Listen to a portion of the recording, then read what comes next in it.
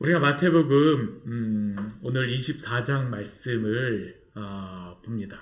마태복음 말씀은 전에도 제가 전하면서 계속 말씀드렸지만 이 마태복음의 기둥을 이루는 5가지가 있습니다. 그게 뭐냐 하면 예수님이 그 말씀을 모아놓은 5가지의 설교들입니다. 예수님의 말씀들을 이렇게 모아놓았어요. 우리가 첫 번째 보았던 것이 바로 산상수훈의 그러한 말씀이었었고요. 두 번째가 그 마태복음 10장에 나오는 제자 파송을 하시면서 제자에게 주신 그런 말씀이었었고요. 세 번째 말씀이 마태복음 13장에 나오는 그 천국 비유에 대한 그런 말씀이었습니다. 그리고 네 번째 말씀이 무엇이었었냐면 교회에게 주시는 마태복음 18장의 말씀이었습니다.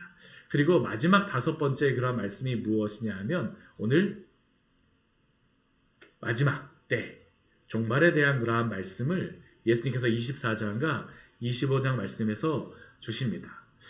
이 말씀들을 보게 되면 참 이 마태복음 말씀이 그냥 이렇게 하나님께서 마태를 통하여서 주시는 것이 아니라 우리의 구원에 필요한 것들이 무엇인가라는 것들을 순서대로 이렇게 쫙 주세요. 하나님의 백성들에게 어떻게 살아가야 될지 산상수훈의 말씀을 주시고 나서 그 백성들이 제자로서 이 세상 가운데에서 복음을 전파되어질 것들을 향해서 주시고, 또한 천국을 우리가 소망하며 살아간다고 하는데 그 천국이 무엇인가라는 것들을 마태복음 13장에서 주시고요. 또한 우리가 18장에서는 교회가 무엇인가에 대해서 우리에게 말씀해 주셨었죠. 그리고 가장 마지막에 예수님이 이제 이게 화요일 날 예수님이 십자가에 달리시기 바로 그 주간에 화요일 날 이 종말에 대한 말씀을 주시는데, 이제 그 예수님이 마지막 모든 사역을 마무리하시면서 종말이 어떻게 되어질 것인가에 대해서 말씀하여 주십니다. 우리에게 경고로서 주시는 말씀이라고 할 수 있죠. 우리 앞에 마태복음 23장 말씀에도 보게 되면 예수님께서 이 바리새인들과 외식하는 서기관들을 향하여서 그 화 있을진저라고 하면서 경고하는 그런 말씀을 주셨습니다. 근데 이 경고하는 말씀을 들을 때 사실은 이 말씀을 듣게 되면 굉장히 부담이 됩니다. 예수님이 어떻게 이러한 말씀을 하실 수 있을까? 근데 왜 이 말씀을 주시겠습니까? 주 앞에 회개하고 돌아오라는 것입니다. 그 길로 가지 말라라고 말씀하시는 거예요. 이것이 화 있을진저라고 예수님께서 이렇게 하게 되면 저주받을진저라고 말씀하시게 되면 우리는 어떻게 합니까? 그 길로 가지 않으면 돼요. 그리고 반대로 다 우리는 살아가면 되는 것입니다. 근데 우리가 그 23장 38절 말씀에 보게 되면 거의 가장 마지막에서 이런 말씀을 주셨습니다. 보라 너희 집이 황폐하여 버려진 바 되리라.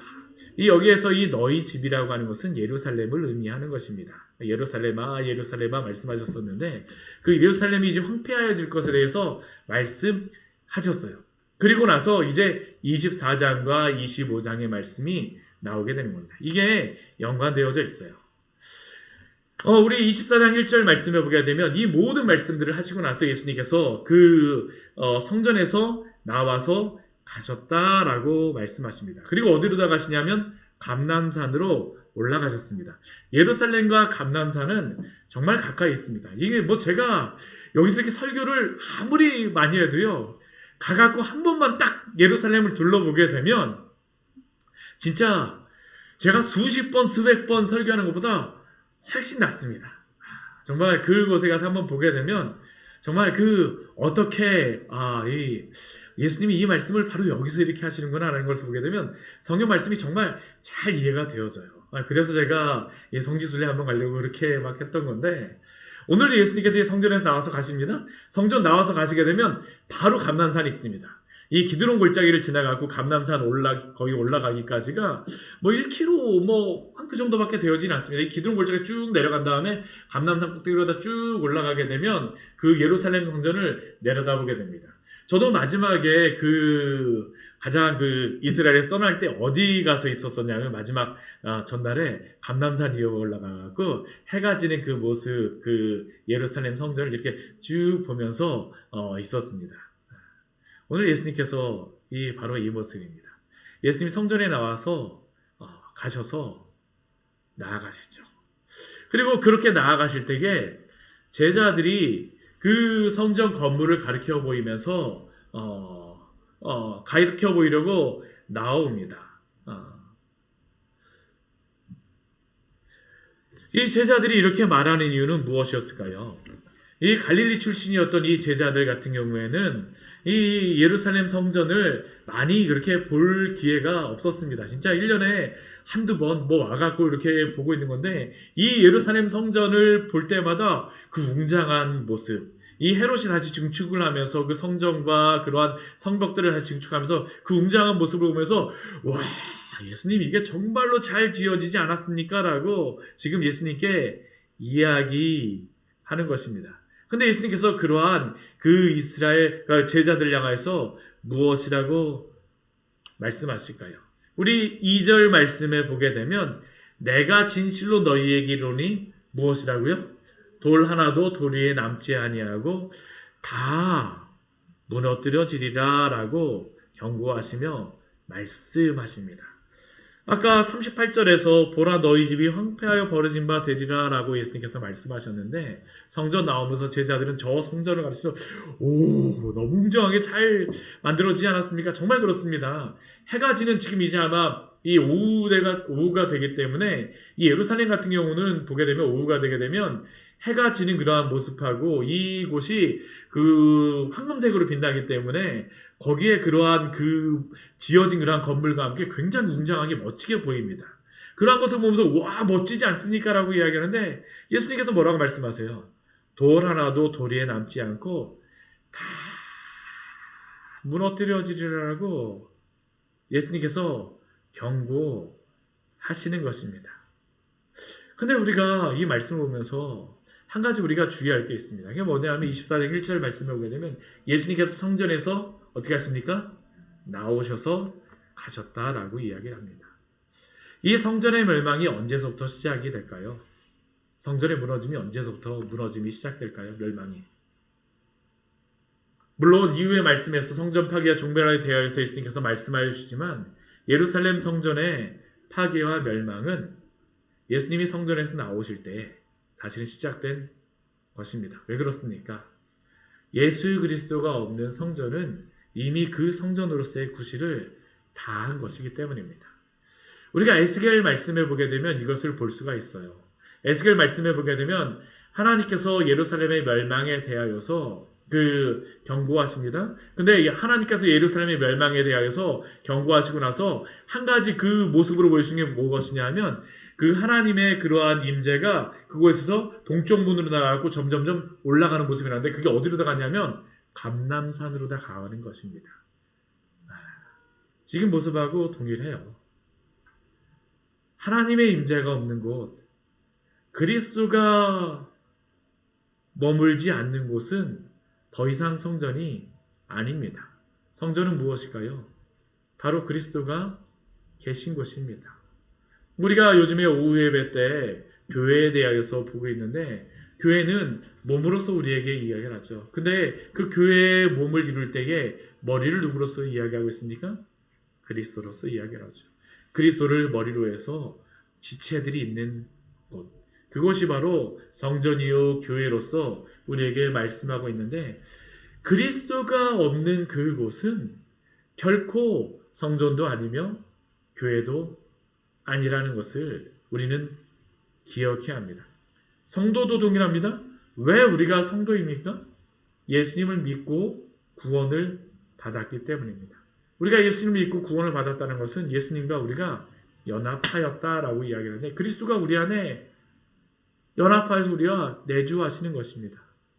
어떻게 우리가 그리스도와 연합하였는지, 이렇게 연합하였는지 이렇게 했는지 우리는 잘 모릅니다. 그러나 성경에서 그렇게 말하기 때문에 우리는 그리스도 안에서 이야기를 하죠.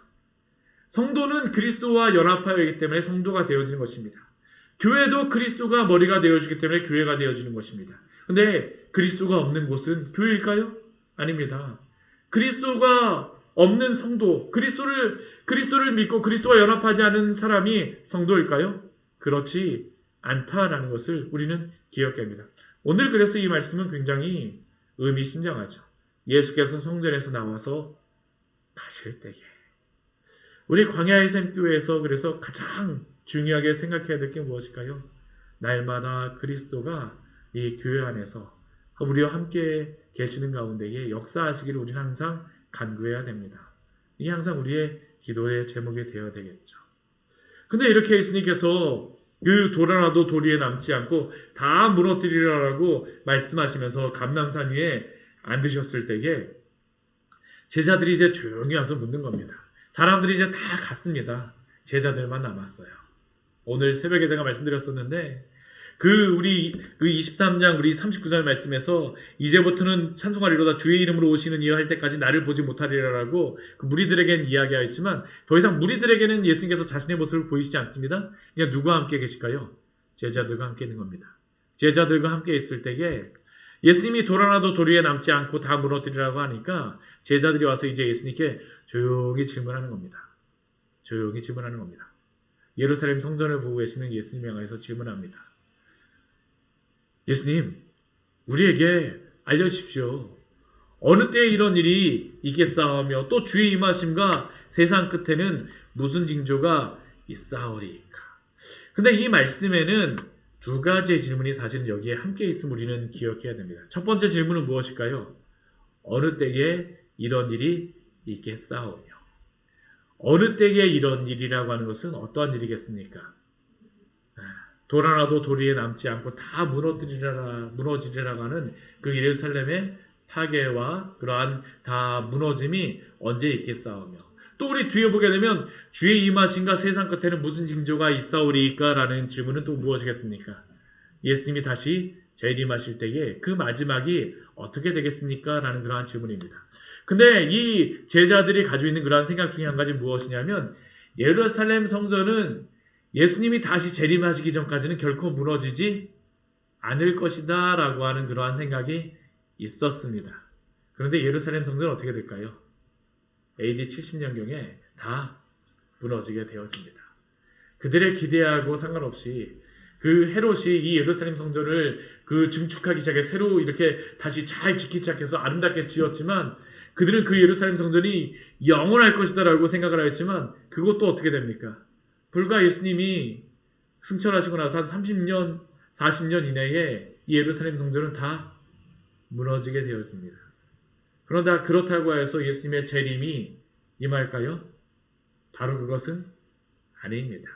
그래서 이 뒤에 말씀을 보게 되면 이 두 가지의 사건들을 예수님께서 같이 융합하여서 말씀하시게 됩니다. 근데 이 말씀을 보게 되면 그래서 우리가 24장 이후의 말씀을 보게 되면 두 가지의 것들을 우리가 다 보여주세요. 첫 번째는 무엇을 보여주실까요? 예루살렘의 멸망에 대한 그러한 모습을 보여주시고요. 또 한 가지는 무엇에 대한 말씀을 주시겠습니까? 세상의 마지막, 예수님의 재림의 때에 어떠한 일이 있을 것인가 라는 것에 대해서 말씀하여 주십니다. 그런데 이 두 가지 것이 유사하게 벌어질 것입니다. 항상 이 종말의 때에, 이 마지막 때, 이러한 멸망의 그러한 하나님의 심판의 그러한 때에는 이 두 가지의 것이 가장 마지막에 최종적인 종말이 있지만 그러나 그 사이에는 이 종말 같은 그러한 것들이 계속 사실은 있게 되어질 것입니다. 이 예루살렘에서 어떤 일이 있을까요? 예루살렘의 멸망이 일어날 것입니다. 그러한 멸망이 일어날 때에 또한 예수님이 다시 오시는 그러한 재림이 일어날 때에 예수님께서 경고하시는 첫 번째의 경고의 말씀이 무엇입니까? 우리 4절 말씀에 오게 되면 나와 있죠. 너희가 사람의 미혹을 받지 않도록 주의하라 라고 말씀하세요. 사람의 미혹을 받지 않도록 주의하라. 항상 종말의 때가 올 때에는 무엇이 있겠습니까? 사람의 미혹이 있을 것이다 라고 이야기합니다. 이것은 이 종말의 때뿐만 아니라 우리의 신앙에 그러한 넘어짐이 있을 때에도 항상 그 옆에 무엇이 있을까요? 사람의 미혹이 있을 것입니다. 굉장히 중요합니다. 오늘 주님께서는 우리가 전에도 말씀드렸지만 종말은 언제입니까? 예수님이 초림하시고 승천하시고 다시 오실 때까지는 항상 우리는 무슨 시대를 살고 있습니까? 종말의 시대를 살고 있습니다. 그럼 우리는 이 시대 속에서 무엇을 해야 될까요? 사람의 미혹을 받지 않도록 주의하며 살아가야 합니다. 실제로 다 이 사람의 미혹이 이 시대 가운데 얼마나 많이 있습니까? 제가 1992년 그 다미 선교의 이야기를 많이 했었지만 오늘날도 어떻게 돼요? 신천지의 그러한 이단이 얼마나 창궐하고 있고 이제는 신천지가 곳곳에다가 막 그냥 전광판 같은 거 했고 막 광고도 막 하고요. 요즘에 그 뉴스에도 막 나오고 있는 뭐 JMS 그 외에 뭐 저기 그 이곳저곳 다니다 보면 하나님의 교회의 건물들이 얼마나 많은지 모릅니다. 뭐 요즘에 그 교회 그 신도시 한다라고 하는 곳에 가서 교회 자리를 누가 많이 사나 하면요. 이단들이 가서 다 구입합니다. 우리 교회 같은 개척교회는 거기 명함도 못 내밀어요. 아. 그리고 큰 교회들 같은 경우에는 원래 그 교회가 거기에 있기 때문에 따로 이사 갈 필요가 없으니까 어떤 교회가 많이 그런 것들 할까요? 이단들이 그 자리를 많이 차지합니다. 교회 건물들이 우뚝우뚝 서요. 그럼 사람들이 어떻게 할까요? 막 미혹되는 일들이 벌어지게 되어지죠. 얼마나 그러한 미혹이 심한지 모릅니다. 그러한 미혹이 도대체 어떠한 것일까요? 사람의 미혹을 받지 않도록 주의하라라고 말씀하시는데 이 미혹이 무엇입니까? 우리 5절 말씀을 보게 되면 이 미혹의 우리 첫 번째 것이 무엇이 있으리라고 이야기하십니까? 많은 사람이 내 이름으로 와서 이르되 나는 그리스도라 하며 많은 사람을 미혹하게 하는 일들이 있을 것이다 라고 경고하십니다. 이러한 일들이 언제서부터 있었을까요? 예수님 때서부터 있었습니다. 우리 사도행전 우리 말씀해 보게 되면 벌써 이것이 있었어요. 우리 사도행전 말씀 같이 한번 볼까요? 우리 사도행전 우리 5장 36절 37절 말씀에 보게 되면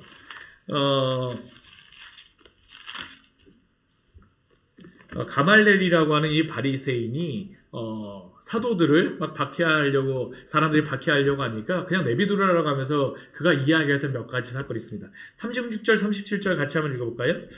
이전에 드다가 일어나 스스로 선전함에 사람이 약 400명이나 따르더니 그가 죽임을 당함에 따르던 모든 사람이 흩어져 없어졌고 그 호작할 때에 갈릴리의 유다가 일어나 백성을 꾀어 따르게 하다가 그도 망한즉 따르던 모든 사람들이 흩어졌느니라. 아멘. 예수님 때서부터 어떤 일이 벌어졌던 겁니까? 많은 사람이 내가 그리스도라고 하면서 예수님의 이름으로 와갖고 사람들을 미혹하는 일들이 있었습니다. 실제로 신천지 같은 경우에도 이만희가 자신을 성령이라고 이야기를 하고요. 어떤 이단에서는 자신을 하나님이라고 하는 그러한 이단도 있고요. JMS 정명석은 자신을 예수님이라고 이야기하더라고요.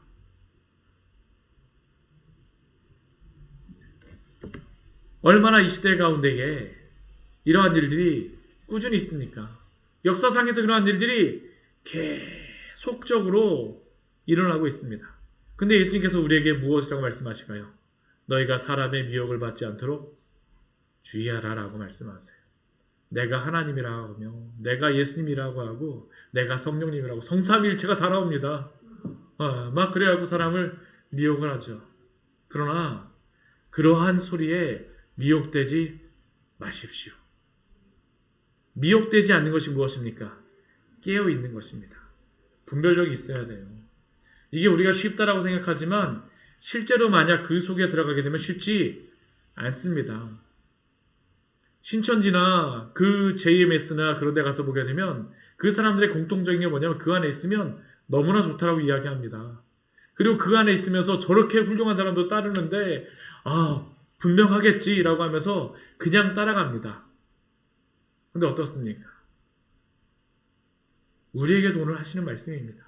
사람의 미혹을 받지 않도록 주의하라. 우리의 그리스도는 어디에 있습니까? 하늘에 계십니다. 오늘 우리와 함께 계십니다. 예수님이 오실 때는 분명히 우리에게 다 알려주실 것입니다. 미혹되지 마십시오. 많은 이적도 행할 것이에요. 정말 이적도 많이 행할 것입니다. 눈에 보이는 무엇인가를 할 것이에요. 말로 다 막 예언 같은 것도 할 것입니다. 실제로 다 이루어지는 것들도 보여질 것입니다. 병도 고칠 것입니다. 은사적인 그런 것들도 다 보여질 것이에요. 그러나 거기에 미혹되지 마십시오. 우리가 거기에 미혹되면 안 돼요. 오늘날에도 그러한 곳에 얼마나 사람들이 많이 가는지 모릅니다. 부흥하는 많은 곳들, 그런 곳들 굉장히 많아요. 가지 않아야 됩니다. 미혹되지 말아야 돼요. 두 번째는 무엇으로 우리를 미혹할까요? 우리 6절 말씀을 보게 되면 난리와 난리 소문을 듣겠으나 너희는 삼가 두려워하지 말라. 이런 일이 있어야 하되 아직 끝은 아니니라. 난리와 난리 소문을 듣겠으나 이것도 무엇입니까? 우리를 미혹하게 하는 것입니다. 전쟁이 일어나게 되면 사람들은 무엇을 생각할까요? 주님 오실 때가 가까웠다라고 생각합니다.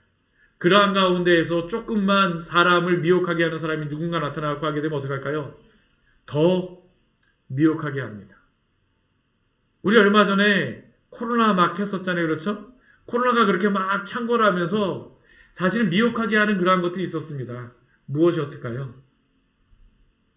이것과 함께 이 코로나와 함께 이 하나님의 그러한 종말의 그러한 질병이다라고 하면서 알게 모르게 그러한 이야기들도 사실은 막 퍼져나갔었습니다. 사실 우리가 그러한 소리를 들으면 어떡합니까? 사실 믿으면 안 됩니다. 얼마나 카카오톡이라든가 그런 데서 왔다 갔다 합니까? 그렇죠? 제가 그때는 가만히 있었습니다. 근데 그런 소리 들으시면 안 돼요. 그렇다래 갖고 그것이 저는 그런 난리와 난리가 일어나는 것이 예수님의 오심을 말하는 것이 아니다라고 말씀드리지는 않습니다. 하나님의 그러한 심판을 무엇으로나 많이 우리 구약성경에 보면 이야기하냐면 질병과 들짐승과 그리고 또한 전쟁으로서 이야기합니다. 그러한 것들이 오면서 하나님의 심판으로서 나타납니다. 그런 것들을 통하여서 하나님이 오실 것을 이 재림이 올 것을 우리에게 경고합니다. 근데 우리는 무엇입니까? 그것이 왔다 해갖고 예수님이 바로 오십니까? 아닙니다. 그것을 가지고 우리가 미혹되면 안 됩니다.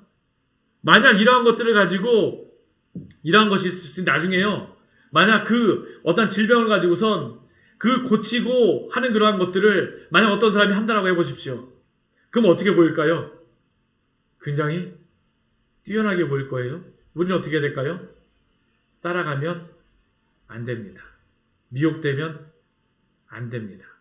난리와 난리 소문을 듣겠으나 오늘날 우크라이나와 러시아 전쟁이 있죠. 이것을 가지고도 많은 사람들이 지금도 이야기할 겁니다. 마지막 세계 4차 대전이 벌어지고 있다. 예수님이 오실 것이다. 우리는 예수님이 언제 오실지 모릅니다. 그런 것들을 듣고 경고는 받아야 되지만 그러나 이러는 것들 때문에 두려워하지는 말아야 합니다. 왜 그렇습니까? 이런 일이 있어야 하되 아직 끝은 아니다라고 예수님께서 말씀하셨기 때문입니다. 우리는 무엇을 믿고 살아가는 사람들입니까? 하나님의 말씀에 기초하여서 살아가는 사람들입니다. 사람들의 말에 너무 미혹되지 마십시오. 주의는 받을 수 있습니다. 그러나 그것에 미혹되어서 두려워하거나 당장 뭐 그럴 것처럼 미혹되지 마십시오. 사람의 미혹을 받지 않도록 주의하라. 난리와 난리, 소문을 통하여서 우리를 미혹하는 일들이 있을 것입니다. 그러나 삼가 두려워하지 마십시오. 또 어떤 일들이 있을 것이라고 이야기하니까 우리 7절 말씀을 보게 되면 민족이 민족을 나라가 나라를 대적하여 일어날 거. 이건 전쟁이죠. 그렇죠. 그리고 또 그 다음 무엇이 있습니까? 곳곳에 기근과 지진이 있으리니. 터키의 지진을 보면서 이 말씀을 보고 나면 또 사람들이 뭐라고 얘기하겠습니까? 말세야. 예수님 오실 날이 가까웠어. 저도 그렇게 이야기합니다. 예수님 언제 내일 당장 오셔도 이상하지 않다라고는 이야기합니다. 그러나 그것 때문에 무엇을 당장 내일 있다라고 하는 것은 따라가지 마십시오. 그것을 통해서 우리가 경고는 받겠으나 그것을 통해서 사람의 미혹은 받지 마시기를 바랍니다. 이게 우리가 가져야 될 지혜입니다. 예수님께서 우리 8절 말씀에서 무엇이라고 말씀하세요? 이 모든 것은 재난의 시작이다라고 말씀하시죠. 적그리스도가 이러한 것들을 통하여서 계속적으로 미혹할 것입니다. 적그리스도를 한 명이라고만 생각하지 마십시오. 아까 드다와 그러한 사람들이 다 누굴까요? 적그리스도의 다 종교들입니다. 그러한 자들이 계속 일어날 것입니다. 그러나 그러한 자들이 일어나서 이러한 것들을 가지고 미혹한다라고 해서 미혹되지 마십시오. 그러한 것들이 일어나게 되면 주님이 점점 가까우시고 있구나라고 생각하십시오. 우리는 어차피 어디를 살고 있습니까? 종말을 살고 있는 사람들입니다. 오늘 지나고 내일이 되면 무엇이 가까이 온 겁니까?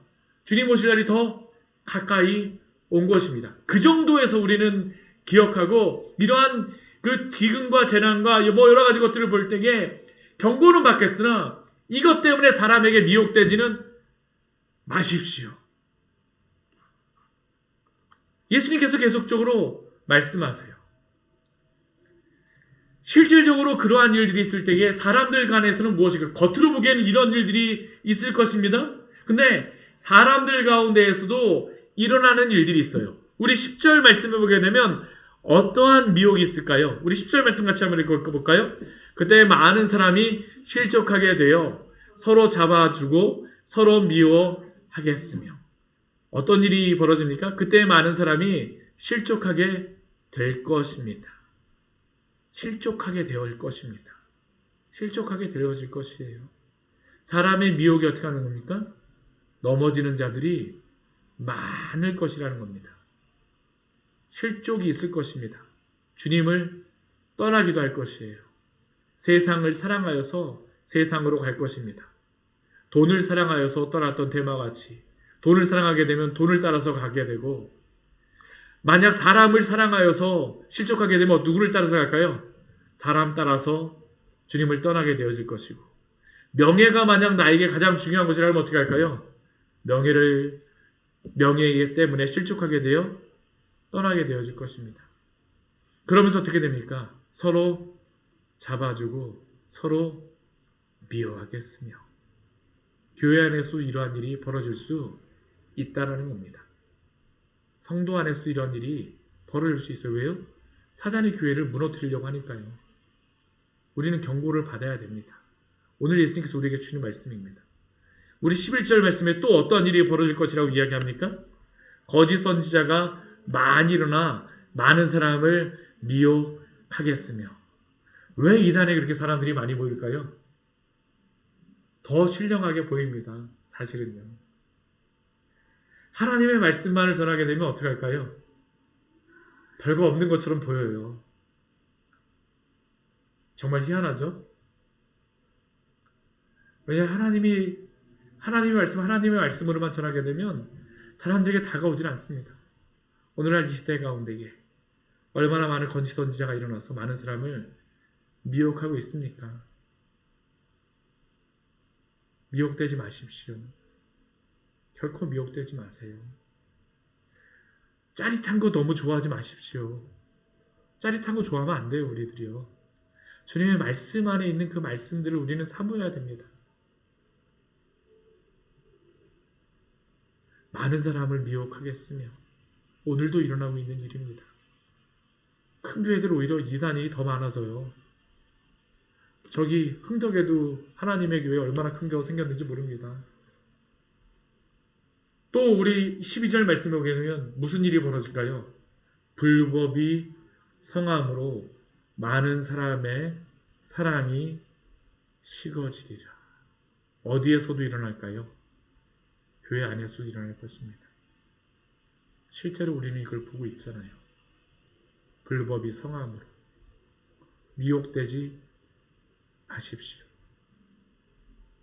교회는 복음으로 세워지는 곳이지 복음의 다른 것으로 우리가 추구하면 안 됩니다. 복음의 교회 안에서 다른 추구하는 것은 무엇일까요? 불법이 성함으로입니다. 불법이 성함으로. 세상에서도 그렇습니다. 불법이 성함으로. 불법이 일어나게 되면 사랑이 어떻게 될까요? 식어지는 일들이 벌어지게 되어집니다. 이게 참 무서운 것이 바로 이것이죠. 교회 안에서 불법적인 일들이 일어나고 성도들을 한번 무너뜨리게 되면 그 사랑이 식어집니다. 믿지를 못해요. 서로 간에 의심하게 되어집니다. 불법이 성함으로 많은 사람의 사랑이 식어지리라. 참된 진리 안에 거하시기를 축원합니다. 우리 이 말씀을 통해서 우리 지혜를 얻어야 됩니다. 교회도 그렇다고 생각하면 안 됩니다. 사단이 하고자 하는 거의 생각이 무엇이냐면 교회도 똑같다라고 생각하는 그러한 생각을 줍니다. 불법을 사단이 저지르고 나서 교회 안에서 온갖 것을 다 뒤집어지고 나서 신천지 들어와서 하는 일들이 다 이겁니다. 이단들이 교회 안에 들어와서 하는 일도 다 이겁니다. 여러 가지 문제를 일으키는 것도 다 이겁니다. 불법을 성하게 되게 되면 성도들이 다 흩어집니다. 그럼 어떻게 될까요? 교회는 그냥 무너집니다. 교회도 똑같다라고 생각을 하게 돼요. 그렇지 않습니다. 교회는 결코 그렇지 않아요. 교회의 사랑은 누구로부터 나올까요? 그리스도로부터 나오는 것입니다. 우리가 이걸 잊어버리면 안 됩니다. 사랑이 식어지는 것은 그리스도의 사랑이 식어질 수가 있을까요? 결코 식어질 수가 없습니다. 결코 식어질 수가 없어요. 이것을 잊지 마십시오. 13절 말씀, 이 말씀을 꼭 암송하셨으면 좋겠어요. 같이 한번 읽어보겠습니다. 그러나 끝까지 견디는 자는 구원을 얻으리라. 우리 한번 암송해 볼까요? 그러나 끝까지 견디는 자는 구원을 얻으리라. 끝까지 견디는 자가 구원받는 자입니다. 회사에서도 가장 강한 사람이, 가장 위대한 사람을 누구라고 얘기하는 거냐 하면 끝까지 버티는 사람. 우리의 신앙도 그렇습니다. 끝까지 견디는 자는 구원을 얻으리라. 이러한 것들이 계속 일어날 것입니다. 교회 안에서도 일어날 것이에요. 교회 밖에서도 일어날 것입니다. 불법이 성화해지고 사랑이 식어지는 일들을 막 일으킬 것입니다. 거짓 선지자들이 막 일어날 것이에요. 진짜 참된 선지자보다 더 참된 선지자처럼 보여요. 아무것도 아닌 사람도 더 진짜처럼 보여요. 왜 그럴까요? 사단이 역사하기 때문입니다. 오늘 예수님께서 분명히 말씀하시죠. 종말에 이러한 일이 있다라는 겁니다. 그러나 끝까지 견디는 자는 어떻습니까? 구원을 얻으리라. 끝까지 견디십시오. 우리 주님이 끝까지 견인해 주시지만 끝까지 견인을 받는 사람은 누구일까요? 또 끝까지 견디는 사람입니다. 누가 끝까지 견인해 주시는 분입니까? 끝까지 견디는 마음을 주시는 사람입니다. 참 희한하죠, 이게? 주님이 끝까지 인도해 주신다고 하는데 그 인도해 주시는 사람의 그 마음 속에 주시는 그 마음이 뭐냐면 인내와 버티는 그러한 마음입니다. 사랑도 그래서 가장 중요한 것이 무엇이에요? 오래 참음입니다. 사랑은 오래 참고. 사랑의 그 우리 고린도전서 말씀 보십시오. 다 사랑은 오래 참는 것과 다 관련 있습니다.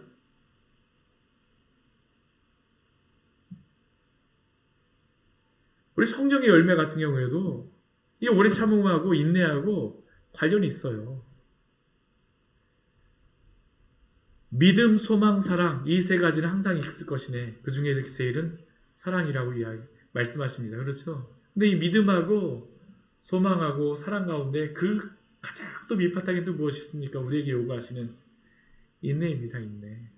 인내해야지만 믿음도 있는 것이고요. 인내해야지만 소망도 가질 수 있는 겁니다. 인내해야지만 사랑도 할 수 있는 것이에요. 하나님의 사랑을 헤세드라고 이야기하는데 이 헤세드의 의미 자체가 뭐냐면 변치한 충성스러움이라는 게 헤세드의 그러한 원어적인 의미 가운데 있습니다. 하나님의 사랑이 왜 그게 인자하심 사랑입니까? 사람을 변호한다 할지라도 하나님은 당신이 사랑하시는 그 사람을 결코 포기치 않으시고 끝까지 동일하게 있어 주십니다. 그게 하나님의 사랑입니다. 그러나 끝까지 견디는 자는 구원을 얻으리라. 사람의 미혹을 받지 않도록 조심하십시오. 그 가운데에 끝까지 견디는 자는 구원을 얻을 것입니다. 한번 속아 넘어갈 수도 있습니다. 괜찮아요. 견디면 됩니다. 우리 주님이 우리에게 주신 말씀은 바로 이것입니다. 마지막 때에 무슨 일이 있을까요? 예수님이 마지막 때에 이 말씀을 주세요. 우리 14절 말씀 같이 읽겠습니다. 이 천국 복음이 모든 민족에게 증언되기 위하여 온 세상에 전파되리니 그제야 끝이 오리라. 아멘. 우리 이 말씀이 2000년 전에도 성취되었었습니다. 어떻게 성취되었었냐 하면 그 시대에 그 시대에는 누가 어떤 나라가 다 다스렸습니까? 로마가 다스렸습니다. 로마가 곧 무엇이었을까요? 세계였습니다. 사도 바울이 전 세계를 다 다니면서 복음을 전하였다고 합니다. 그가 다닌 곳이 어디였을까요? 로마였습니다.